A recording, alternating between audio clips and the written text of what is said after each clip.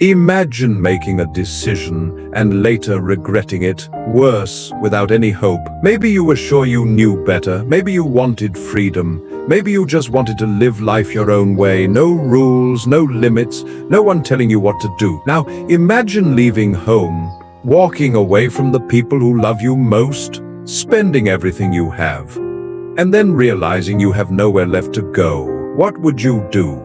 One day, Jesus told a story about a family, a father and his two sons.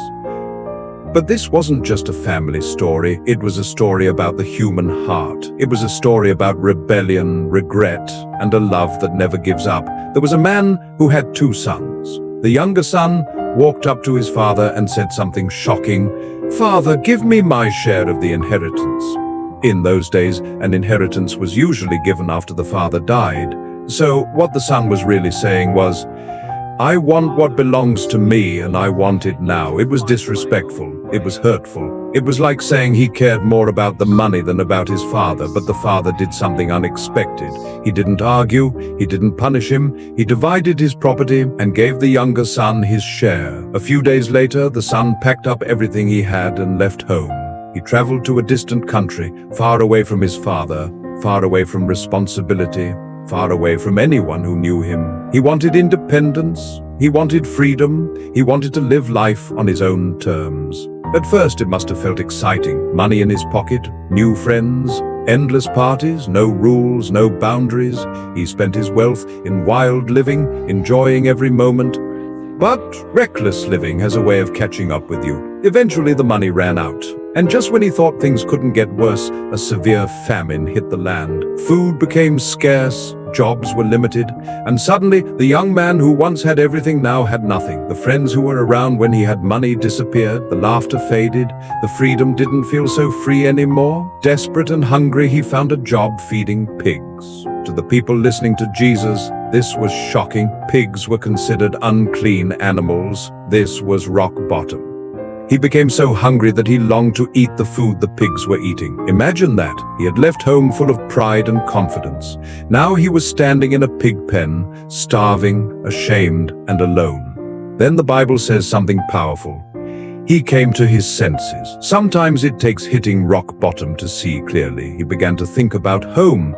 He remembered that even his father's servants had food to spare, and here he was starving. He said to himself, "I will go back to my father and say, 'Father, I have sinned against heaven and against you. I am no longer worthy to be called your son. Make me like one of your hired servants.'" Notice the change. The young man who once demanded his inheritance now felt unworthy even to be called a son. He didn't expect to be welcomed back into the family. He just hoped to survive as a servant. So he got up and started the long journey home. Can you imagine what he must have been thinking with every step? What if his father rejected him? What if he said, "You made your choice, now live with it"? What if he had gone too far? But while he was still a long way off, his father saw him. That means the father was watching, he hadn't forgotten, he hadn't moved on, he was still hoping. And when he saw his son in the distance, dirty, thin, broken, the father did something completely unexpected. He ran. In that culture, older men did not run. It was undignified. But this father didn't care about appearances. He cared about his son. He ran to him, threw his arms around him, and kissed him.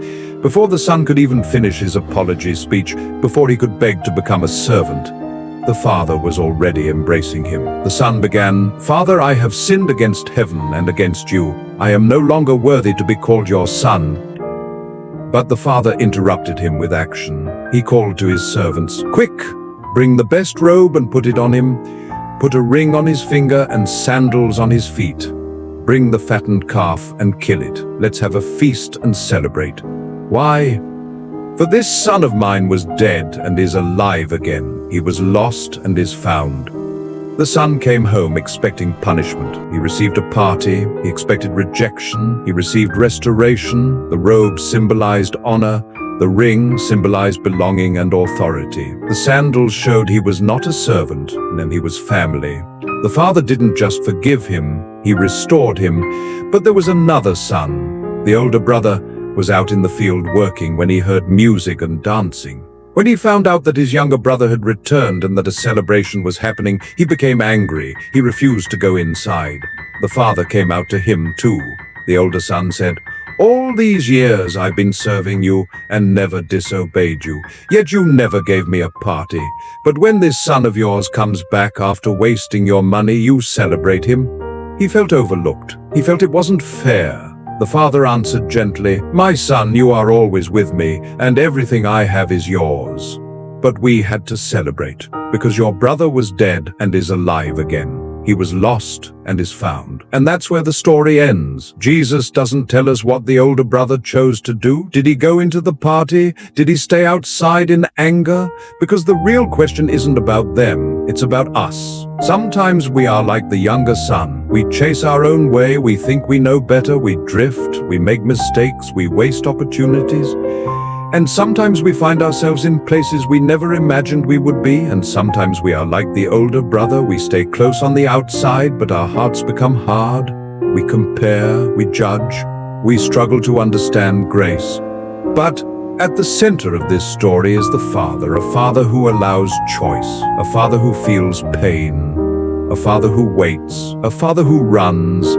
This is what Jesus wanted his listeners to understand. This is what God is like. God is not standing far away waiting to shame you. He is watching the road. And the moment you turn toward him, even with shaky steps, he runs to meet you. No matter how far you've gone, no matter how much you've wasted, no matter how ashamed you feel, you are never too far to come home. Because in the heart of God, grace is greater than guilt, and the door is always open.